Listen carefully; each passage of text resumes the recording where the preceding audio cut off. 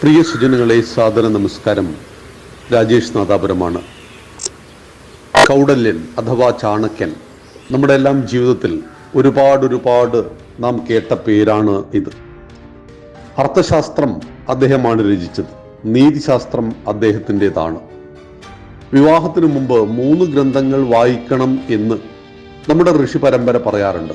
1 അർത്ഥശാസ്ത്രം, 2 കാമശാസ്ത്രം, 3 നീതിശാസ്ത്രം.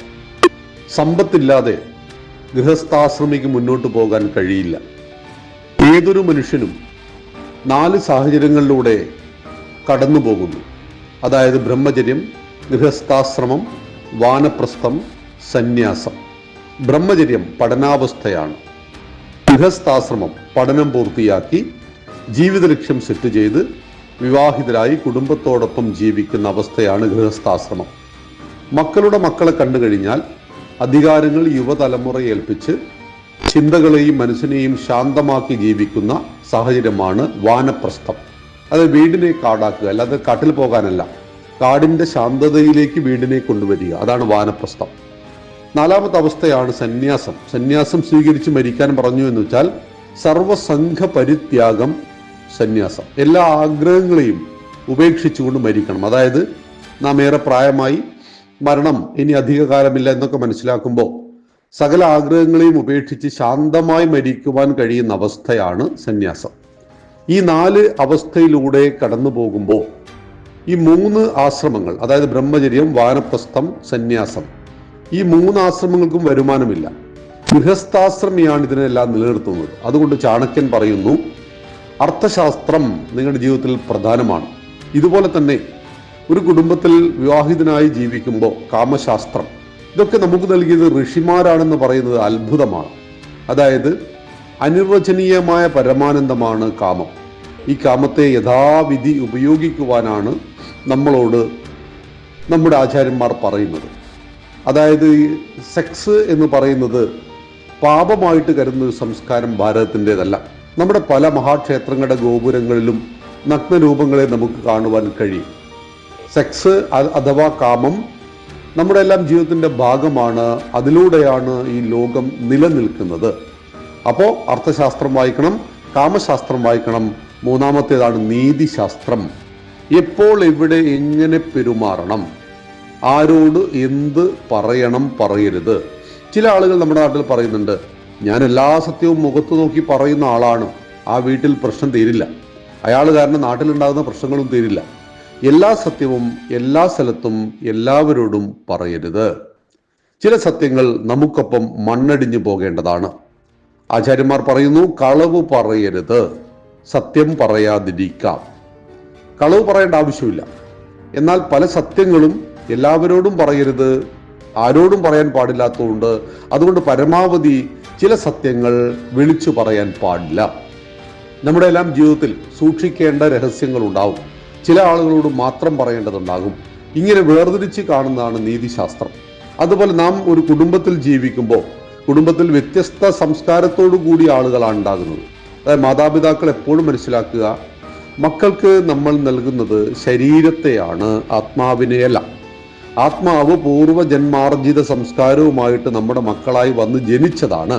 അതുകൊണ്ട് 3 മക്കളുണ്ടെങ്കിൽ 3 പേരും 3 രൂപവും 3 ഭാവവുമായിരിക്കും, 3 സ്വഭാവ വൈശിഷ്ട്യമുള്ളവരായിരിക്കും. അതുകൊണ്ടാണ് 1ാമൻ നല്ലവനാണ്, 3ാമൻ വളരെ മോശമാണെന്നൊക്കെ സമൂഹവും വീട്ടുകാരൊക്കെ വിലയിരുത്തുന്നത്. അതുകൊണ്ടാണ്. അപ്പോൾ ഒരു പരിധിയിൽ കവിഞ്ഞ് ഒരാളെയും നന്നാക്കി എടുക്കുവാൻ കഴിയില്ല. എന്നാൽ നമ്മുടെ പെരുമാറ്റം കൊണ്ടും നമ്മുടെ ജീവിത ശൈലി കൊണ്ടും രീതി കൊണ്ടും നമ്മുടെ കുടുംബത്തിന്റെ സംസ്കാരം കൊണ്ടും ഒരു 90% മാറ്റങ്ങൾ വരുത്തുവാൻ നമുക്ക് കഴിയും. എന്നാൽ അടിസ്ഥാനപരമായിട്ടുള്ള ചില പൂർവ്വജന്മാർജിത സംസ്കാരവുമായിട്ട് നമ്മുടെ വീട്ടിൽ വന്നു ജനിച്ച ചില കുട്ടികളെ നമുക്ക് മാറ്റിയെടുക്കാൻ കഴിയില്ല എന്നതൊരു യാഥാർത്ഥ്യമാണെന്നും നമ്മൾ മനസ്സിലാക്കണം. അതുകൊണ്ട് അമിതമായ വേദന മക്കളെ കുറിച്ചോർത്ത് മാതാപിതാക്കൾക്ക് ഉണ്ടാകാതിരിക്കണമെങ്കിൽ നീതിശാസ്ത്രത്തെക്കുറിച്ച് തീർച്ചയായിട്ടും പഠിക്കണം. അതുകൊണ്ട് പ്രിയമുള്ളവരെ, നമുക്ക് ചാണക്യന്റെ നീതിശാസ്ത്രത്തെ പഠിക്കണം. ചാണക്യൻ ജീവിത ഗ്രന്ഥിയായ വിഷയങ്ങളാണ് നമ്മുടെ മുന്നിൽ വെക്കുന്നത്. വളരെ നിസ്സാരമെന്ന് നമുക്ക് തോന്നുന്ന വിഷയങ്ങളായിരിക്കാം അത്. പക്ഷെ അത് നമ്മുടെ ജീവിതത്തിൽ ഉണ്ടാക്കുന്ന മാറ്റങ്ങൾ വളരെ വലുതായിരിക്കും. ഉദാഹരണത്തിന് 3 കാര്യങ്ങൾ എപ്പോഴും ശ്രദ്ധിക്കുവാൻ ആചാര്യൻ പറയുന്നു. പ്രതിസന്ധി, പ്രലോഭനം, പ്രശംസ. ഈ മൂന്ന് വിഷയങ്ങളെക്കുറിച്ച് നമുക്ക് ഇന്ന് ചിന്തിക്കാം. പ്രതിസന്ധി. ജീവിതത്തിൽ ആർക്കാണ് പ്രതിസന്ധികളില്ലാത്തത്? ജീവിതത്തിൽ പല രീതിയിലുള്ള പ്രതിസന്ധികളും ആളുകൾക്ക് വരാം. അതൊന്ന് ശാരീരികമാണ്, മറ്റൊന്ന് മാനസികമാണ്. ശാരീരിക പ്രതിസന്ധി അത് രോഗത്തിന്റെ രൂപത്തിൽ, അപകടത്തിന്റെ രൂപത്തിൽ, ഇനി നാളെ ഞാൻ എന്തു ചെയ്യും, എന്താണ് ഇനി ഞാൻ ചെയ്യേണ്ടത് എന്ന് നമ്മളെ കൊണ്ട് ചിന്തിപ്പിക്കുന്ന പ്രതിസന്ധി. അതായത് നടന്നുകൊണ്ടിരിക്കുന്ന ഒരാൾ കിടന്നു പോകുന്ന ഒരവസ്ഥ വന്നു കഴിഞ്ഞാൽ അയാളുടെ ജീവിതത്തിൽ വലിയൊരു പ്രതിസന്ധിയാണ്. അതിസമ്പന്നനായ ഒരാൾക്ക് സമ്പത്ത് മുഴുവൻ നഷ്ടപ്പെട്ടാൽ അത് ജീവിതത്തിൽ നല്ല പ്രതിസന്ധിയാണ്. ആകസ്മികമായി വരുന്ന അപകടങ്ങളും രോഗങ്ങളും ജീവിതത്തിൽ പ്രതിസന്ധിയാണ്. കുടുംബത്തിലുണ്ടാകുന്ന വഴക്കുകളും കുടുംബത്തിലെ പ്രോബ്ലമും ഒരു മനുഷ്യനെ സംബന്ധിച്ച് പ്രതിസന്ധിയാണ്. പക്ഷേ പ്രതിസന്ധിക്ക് പരിഹാരമായിട്ട് ആത്മഹത്യ ചെയ്യുന്നവർ കേരളത്തിൽ വളരെ കൂടുതലാണ്. ഭാരതത്തിൽ ഏറ്റവും കൂടുതൽ ആത്മഹത്യ നടക്കുന്ന സംസ്ഥാനങ്ങളിൽ ഒന്നാണ് കേരളം. ആ ആത്മഹത്യ ചെയ്യുന്നവരിൽ 100 പേർ ആത്മഹത്യ ചെയ്യുമ്പോൾ 95 ഹിന്ദുക്കളാണ് എന്നത് നിർഭാഗ്യകരമാണ്. സർക്കാരിന്റെ കണക്കാണത്. അതായത് ജീവിതത്തിലെ പ്രതിസന്ധിയെ തരണം ചെയ്യുവാൻ കഴിയാതെ ആത്മഹത്യ ചെയ്യുന്നവരുടെ എണ്ണം 95% ഹിന്ദു ആകുമ്പോൾ നമുക്കാണ് ചാണക്യൻ നീതിശാസ്ത്രം നൽകിയത് എന്നുകൂടി നാം ഓർക്കണം. അപ്പം പ്രതിസന്ധികൾ ചെറുതും വലുതുമായത് എല്ലാവരുടെയും ജീവിതത്തിന്റെ ഭാഗമാണ്. അതിനെ കടന്നു പോകുവാൻ ആവശ്യമായ മാനസിക നിലയെ നമ്മൾ പ്രാപിക്കണം. അപ്പോഴാണ് ഭഗവാൻ ശ്രീകൃഷ്ണനെ കുറിച്ച് ഓർമ്മിക്കേണ്ടത്. ഭഗവാന്റെ പ്രതിസന്ധികൾ എന്തൊക്കെയായിരുന്നു ജീവിതത്തിൽ? ജനിച്ചത് കാരാഗ്രഹത്തിലാണ്, അമ്മയുടെ മുലപ്പാൽ കുടിച്ചിട്ടില്ല. നമ്മളൊക്കെ എവിടെയാ ജനിച്ചത്? ഇനി നമ്മുടെ മക്കൾ എവിടെയാ ജനിച്ചത്? നമ്മളെല്ലാം അമ്മയുടെ മുലപ്പാൽ കുടിച്ചിട്ടുണ്ടല്ലോ, നമ്മുടെ മക്കളും കുടിച്ചിട്ടുണ്ടല്ലോ. ഭഗവാൻ ജനിച്ചത് അമ്മാവനെ ഭയന്ന് കാരാഗ്രഹത്തിൽ ദേവകി പ്രസവിച്ച കുഞ്ഞിനെ ജനിച്ചുടൻ വസുദേവൻ കൂട്ടയിൽ ചുമന്ന് യമുനാ നദി കടന്ന് നന്ദനുദ്യാനത്തിലെത്തിച്ചു. യശോദ പ്രസവിച്ച കുഞ്ഞിനെ ഇങ്ങോട്ടെടുത്തു, ഈ കുഞ്ഞിനെ അവിടെ വെച്ചു. 6 മാസം പ്രായമുള്ള ഭഗവാനെ മുല കൊടുത്തു കൊല്ലുവാൻ പൂതന വന്നു. ഭഗവാൻ എന്ത് ചെയ്തു? അവളെ മുല കുടിച്ചു കൊന്നുകളഞ്ഞു.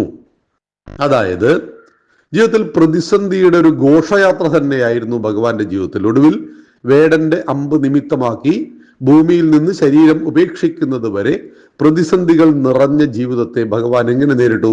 പുഞ്ചിരിയോടുകൂടി നേരിട്ടു. അതുകൊണ്ട് ജീവിതത്തിൽ പ്രതിസന്ധിയുള്ളവർക്ക് ഭഗവത്ഗീത ഉത്തമ സഹായിയാണ് എന്ന് മനസ്സിലാക്കുക. രണ്ടാമത്തേത് പ്രലോഭനമാണ്. തെറ്റുകൾ ചെയ്യുവാൻ നിരന്തരം പ്രലോഭിപ്പിക്കുന്നു. നമ്മൾ പറയാറുണ്ട്, എൻ്റെ കുട്ടി ആ മയക്കുമരുന്ന് മാഫിയയിൽ പെട്ടുപോയി, എൻ്റെ കുട്ടി ലവ് ജിഹാദ് ട്രാപ്പിൽ പെട്ടുപോയി, എൻ്റെ വീട്ടിലെ ഒരാള് മദ്യത്തിന് അടിമയായി പോയി. പ്രലോഭനങ്ങൾ, തെറ്റ് ചെയ്യുവാനുള്ള പ്രലോഭനങ്ങൾ നിരന്തരം ഉണ്ടായിക്കൊണ്ടേയിരിക്കും. അതിൽ നമ്മൾ വീഴാതിരിക്കുക. നമ്മൾ ആരാണ് എന്ന ചിന്ത എപ്പോഴും നമ്മളെ ശരിയിലേക്ക് നയിക്കുന്നു എന്ന് ശാസ്ത്രം പറയുന്നു.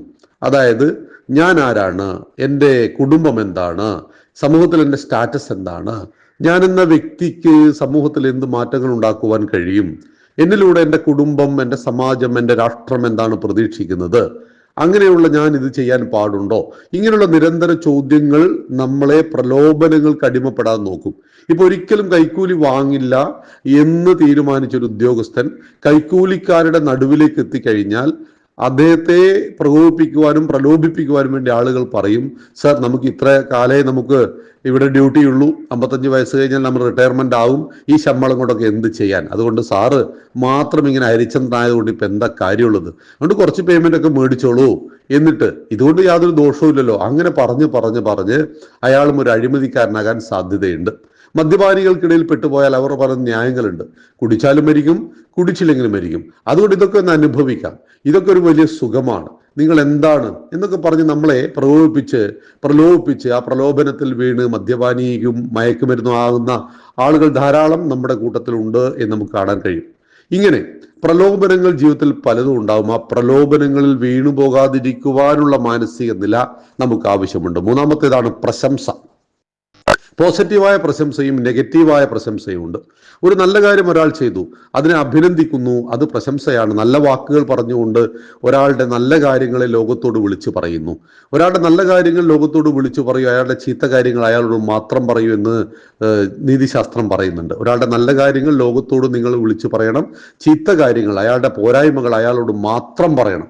ചില ആളുകൾ നമ്മുടെ പോരായ്മകൾ ലോകത്തോട് നിരന്തരം പറഞ്ഞുകൊണ്ടേയിരിക്കും. അങ്ങനെ പലരും പറഞ്ഞിട്ടാണ് നമ്മുടെ പോരായ്മ നമ്മുടെ ചെവിയിലെത്തുന്നത്. എന്നാൽ ഉത്തമ സുഹൃത്തുക്കൾ എന്ത് ചെയ്യും? നമ്മുടെ പോരായ്മ നമ്മളോട് പറഞ്ഞ് അത് തിരുത്തുക എന്നാണ് ചെയ്യുന്നത്.